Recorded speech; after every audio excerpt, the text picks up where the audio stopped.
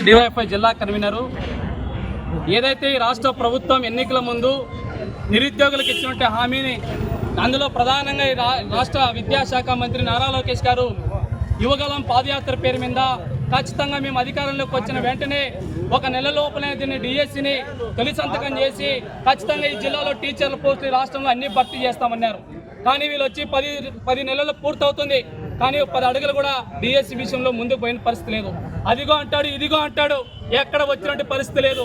కానీ నిరుద్యోగులు మాత్రం లక్షల రూపాయలు అప్పులు చేసి ఈరోజు కోచింగ్ సెంటర్ల పేరు మీద వేలకు రూపాయలు అక్కడ తల్లిదండ్రులు మకం చూపించుకోలేక, అట్లా మిత్రులకు మకాలు చూపించుకోలేక ఈరోజు కోచింగ్ సెంటర్లోనే మగ్గిపోయే పరిస్థితి కనపడుతుంది.